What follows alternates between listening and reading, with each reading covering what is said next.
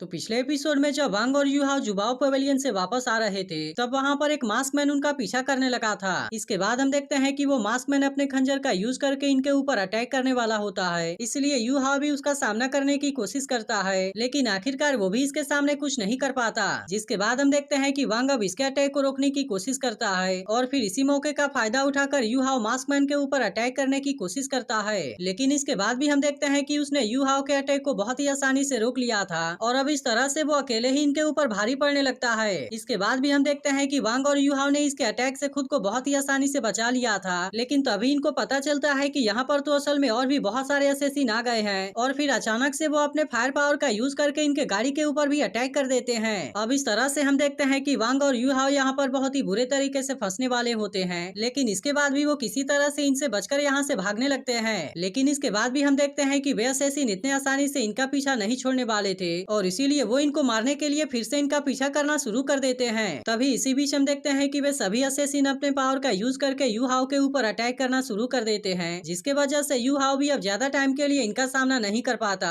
और फिर आखिरकार उसे बचाने के लिए वांग उसे अपने साथ में लेकर फ्लाई करने लगता है। तब इसे देख यूहाओ डिसाइड करता है कि अब यहाँ पर वो सिग्नल ट्रांसमीटर का यूज करेगा ताकि इस तरह से वो बाकी लोगों को बता सके कि इनकी जान खतरे में है और फिर इसके बारे में पता चलने पर वे इनकी मदद करने के लिए यहाँ पर आ जाएंगे। लेकिन तभी हम देखते हैं कि वे असैसिन भी अभी इस बात से पूरी तरह से केयरफुल हो गए होते हैं और इसीलिए वे डिसाइड करते हैं कि अब इनको अपना काम जल्दी से खत्म करना होगा, नहीं तो फिर यहाँ पर इनको बचाने के लिए और भी कुछ लोग आ जाएंगे। वहीं दूसरी तरफ हम देखते हैं कि वांग यूहाओ को अपने साथ लेकर यहाँ से भाग रहा था, लेकिन तभी अचानक से एक असैसिन अपने सोल स्किल का यूज करके इनके ऊपर अटैक करने के लिए रेडी हो जाता है। जिसके बाद हम देखते हैं कि यूहाओ भी अपने सोल स्किल का यूज करके इनको डिस्ट्रैक्ट करने लगता है और फिर इस तरह से वो अपनी जान बचाकर यहाँ से भागने लगते हैं। लेकिन इसके बाद भी हम देखते हैं कि वे असैसिन इतने आसानी से इनका पीछा नहीं छोड़ने वाले होते, इसलिए यूहाओ अपने सोल गाइड वेपन का भी यूज करके इनके ऊपर अटैक करने की कोशिश करता है। लेकिन तभी इसी बीच हम देखते हैं कि यूहाओ का सोल थ्रस्टर भी अच्छे से काम नहीं कर रहा होता, इसीलिए वांग को अब इसे अपने साथ में फ्लाई करने के लिए ज्यादा एनर्जी खर्च करनी पड़ती है। लेकिन तभी हम देखते हैं कि वे सभी असैसिन फिर से अपने पावर का यूज करके इनके ऊपर अटैक करना शुरू कर देते हैं, जिसे देख यूहाओ भी अपने आइस एड स्कॉर्पियन मास्टर सोल का यूज करके इनका सामना करने के लिए रेडी हो गया था और फिर वो जैसे ही इसके आइस पावर का यूज करके इनके ऊपर अटैक करता है तब इसके वजह से वे इसके सामने ज्यादा कुछ नहीं कर पाते।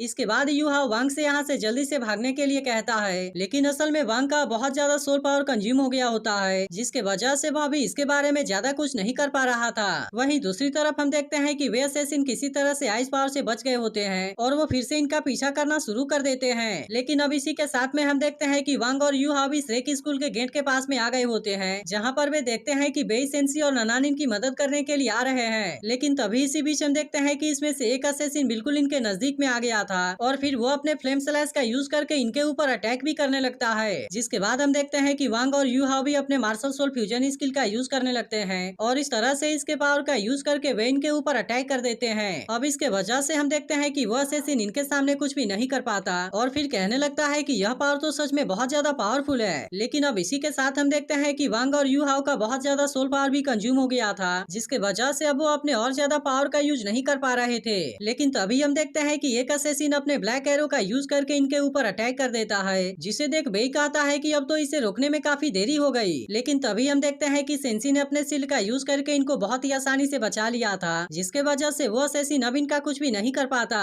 लेकिन अब इसी के साथ हम देखते हैं कि सियाओ टाओ भी इनकी मदद करने के लिए यहाँ पर आ गई थी और फिर वो तुरंत ही अपने फायर फिनिक्स के पावर का यूज करके असैसिन को आगे जाने से रोक देती है। इसके बाद हम देखते हैं कि वो बड़े शानदार तरीके से इनके तरफ आने लगती है और फिर इनसे कहने लगती है कि श्रेक स्कूल के स्टूडेंट के ऊपर अटैक करने की तुम्हारी हिम्मत कैसे हो गई। अब इसके वजह से हम देखते हैं कि वे असैसिन भी इनसे काफी डर गए होते हैं और वे तुरंत अपनी जान बचाने के लिए यहाँ से भागने लगते हैं। लेकिन हम देखते हैं कि सियाओ टाओ भी इनको इतने आसानी से यहाँ से नहीं जाने देने वाली थी, इसीलिए वो ननान और बेई से इनको दोनों तरफ से घेरने के लिए कहती है। इसी के साथ वो इनसे कहती है, तुम्हें लगता है कि तुम इतने आसानी से बचकर यहाँ से भाग जाओगे और क्या तुम्हें पता भी है कि बाकी लोग मुझे फायर डीमन सियाओ टाओ क्यों कहते हैं। इसके बाद हम देखते हैं कि सियाओ टाओ भी इनका पीछा करने लगती है और इसी के साथ वो अपने फायर फिनिक्स के पावर का यूज करके इनके ऊपर अटैक भी करने लगती है। अब इसके वजह से हम देखते हैं कि वे असैसिन इसके पावर के सामने कुछ भी नहीं कर पा रहे थे। तभी इसी बीच हम देखते हैं कि एक और असैसिन सियाओ टाओ के ऊपर अटैक करने के लिए आता है, लेकिन असल में काफी कोशिश करने के बाद भी वो इसके सामने कुछ नहीं कर पाता और सियाओ टाओ इसके हर एक अटैक से खुद को बहुत ही आसानी से बचा लेती है। लेकिन इसके बाद हम देखते हैं कि वो इसके ऊपर भी अपने फायर फिनिक्स के पावर का यूज करके करके अटैक कर देती है और इस तरह से वो आखिरकार इसे भी मार देती है। लेकिन अब इसी के साथ हम देखते हैं कि सियाओ टाओ का एविल फायर भी एक्टिवेट हो गया था, जिसके वजह से वो और भी खतरनाक तरीके से इनके ऊपर अटैक करने लगती है और अब उसके अटैक से बच पाना असेसिन के लिए भी बहुत ज्यादा मुश्किल हो जाता है। तब इसे देख सेंसी बाकी लोगों से कहता है कि सियाओ टाओ अब अपने असली फायर डीमन के रूप में आ गई है और फिर इनसे कहता है क्या तुम्हें पता है कि उसका निकनेम फायर डीमन है। वहीं दूसरी तरफ हम देखते हैं कि सियाओ टाओ के पावर को देख असेसिन की हालत भी पूरी तरह से खराब हो गई थी और इसीलिए वो किसी तरह से अपनी जान बचाकर यहाँ से भागने लगते हैं। लेकिन इसके बाद भी हम देखते हैं कि सियाओ टाओ इनको इतने आसानी से यहाँ से नहीं जाने देने वाली थी और फिर इसके बाद वो अपने फायर बीम का यूज करके एक और असेसिन को मार देती है। वहीं दूसरी तरफ हम देखते हैं कि बाकी असेसिन अपनी जान बचाकर जंगल के रास्ते भागने लगे थे, लेकिन तभी इसी वक्त यहाँ पर बेई आकर इनको घेर लेता है और इसी के साथ वो अपने ब्लू लाइटनिंग का यूज करके इनके ऊपर अटैक भी करने लगा था, जिसके वजह से वे इसके सामने कुछ भी नहीं कर पा रहे थे।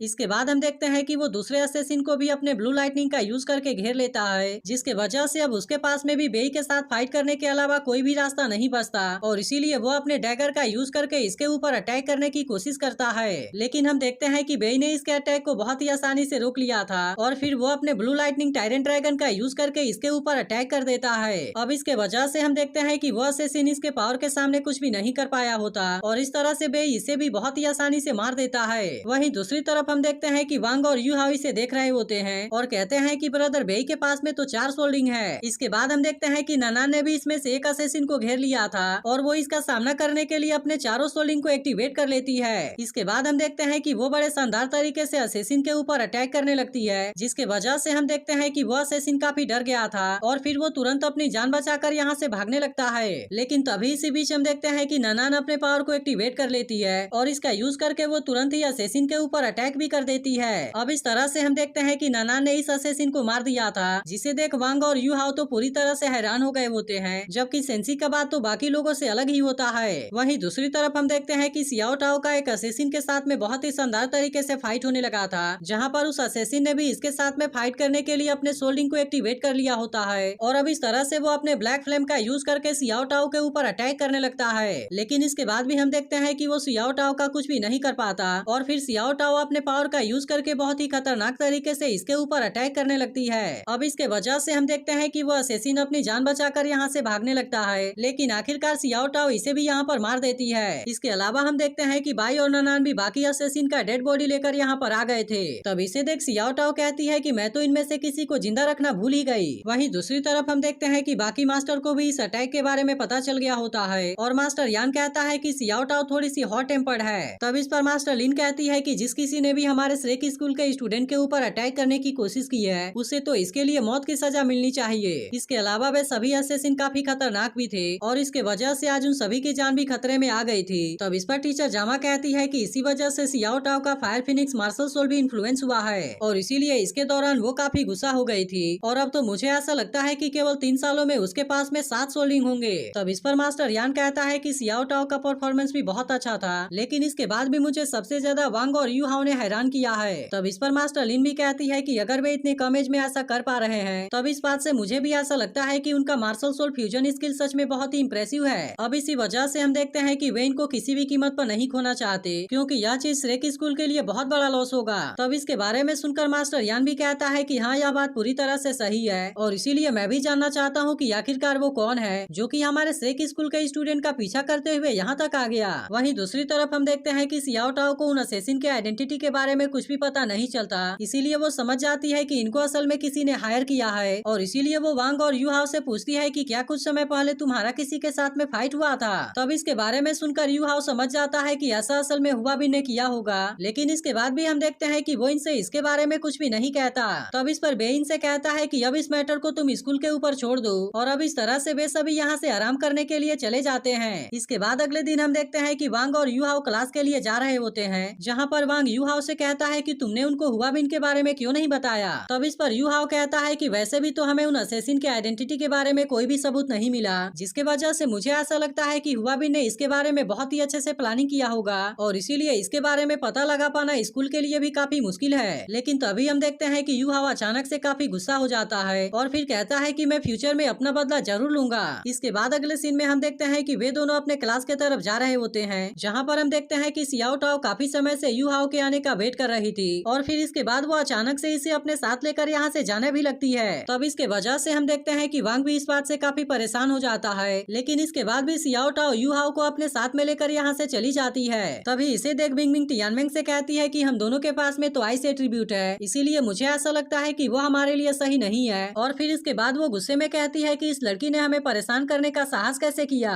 तब इसके बारे में सुनकर टियानमेंग भी कहता है कि अब ऐसा लगता है कि हमें उसे सबक सिखाना पड़ेगा। लेकिन तभी हम देखते हैं कि सियाओ टाओ की इविल फायर उसके कंट्रोल से बाहर जाने वाली होती है, इसीलिए वो यू हाउ से कहने लगती है कि प्लीज तुम इसमें मेरी मदद करो। तब इसके बारे में सुनकर यू हाउ से पूछता है कि आखिरकार तुम्हें क्या हो गया, जिसके बाद सियाओ टाओ से कहती है कि पिछले रात के फाइट के वजह से मेरी इविल फायर कंट्रोल से बाहर होने वाली है। और फिर इसके बाद वो उससे पूछती है कि क्या तुम इसमें मेरी मदद करोगे। तब इसकी ऐसी बात सुनकर यू हाउ से पूछता है कि मैं तुम्हारे लिए क्या कर सकता हूँ, जिसके बाद हम देखते हैं कि सियाओ टाओ भी इसके कान में कुछ कहती है, लेकिन इसके बारे में सुनते ही यू हाउ से कहता है कि यह बिल्कुल भी सही नहीं है। और अब इतनी बात कहकर वो तुरंत वहाँ से भागने लगता है। तो आपको क्या लगता है सियाओ टाओ ने यू हाउ से क्या कहा होगा, इसके बारे में कमेंट करके जरूर बताना। और अगर आपने इसके पिछले एपिसोड को मिस कर दिया हो तो लेफ्ट वाली वीडियो जरूर देख लेना।